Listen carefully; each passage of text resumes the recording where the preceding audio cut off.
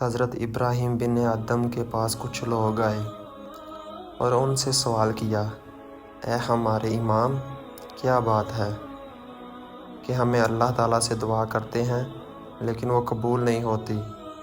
تو انہوں نے جواب دیا، تم اللہ تعالیٰ کو پہچانتے ہو لیکن اس کے احکام پر عمل نہیں کرتے۔ تم رسول صلی اللہ علیہ وآلہ وسلم کی محبت کے دعوے کرتے ہو لیکن اس کی سنتوں کو تم نے ترک کر دیا۔ تم شیطان کو دشمن قرار دیتے ہو لیکن اس کی پیروی کرتے ہو۔ تمہیں جہنت کا علم ہے لیکن اس کے اصولوں کی کوشش نہیں کرتے۔ تمہیں جہنم کے ہلکاروں کا ادارک ہے لیکن اپنے آپ کو اس کی طرف دھکیلتے جا رہے ہو۔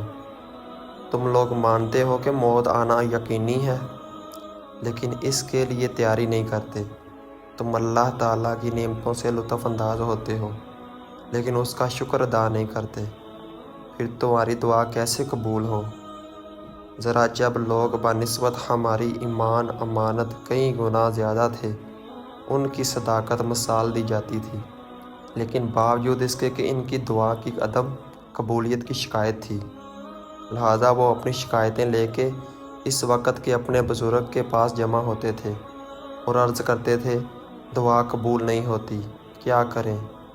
بزرگ فرماتے ہیں، اے لوگو، دعا کی قبولیت کے لیے تو کچھ شرائط ہیں، اگر وہ پورے ہوں گے تو دعا بھی قبول ہوگی۔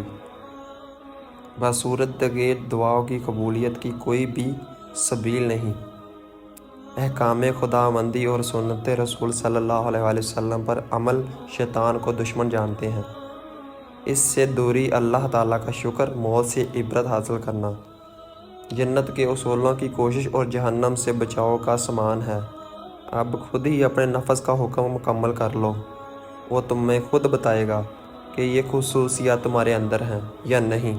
اگر جواب نفی ہوا تو اپنے رب کے حضور سجدہ ریز ہو کر گڑ گڑاؤ، توبہ کرو، تم خود بخود اس کا نتائج دعاؤں کی قبولیت کی صورت میں اپنے سامنے پاؤ گے، کیونکہ میرے رب کی رحمت بہت وسیع ہے۔ لہٰذا اس دور کے لوگوں کو خصوصاً اس بات کی فکر کرنی چاہیے کہ اللہ تعالیٰ کے در پر دستک دیں، منکرات سے اجتناب کریں، خالص صداقت دیانت کے ایمان کو مضبوطی سے پکڑ رکھیں تاکہ دعا بھی قبول ہو اور ایمان بھی مضبوط ہو۔ لیکن افسوس تب ہوتا ہے جب ہم ایمان کے دامن کو ترک کر کے بیٹھتے ہیں، اللہ سے صرف نظر کر کے پیروں اور مزاروں کی ابتدا میں اتنے آگے نکل جاتے ہیں کہ اللہ کی بجائے ان سے دعائیں مانگنا شروع کر دیتے ہیں۔ اگر دعا نہیں تو ان کا وسیلہ ضرور بناتے ہیں۔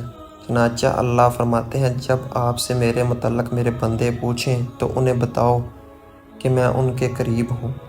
دعا مانگنے والے جب مجھ سے دعا مانگتے ہیں تو اس کی دعا قبول کرتا ہوں، پھر مجھے کو ہی مانیں اور مجھ پہ ہی مان لائیں۔ برکیف ہمیں اپنی اس آیت کریمہ میں یہ تعلیم دی گئی ہے، ہمیں اللہ تعالیٰ سے ہی دعا مانگنی چاہیے کیونکہ وہ ہمارے نہایت قریب ہے۔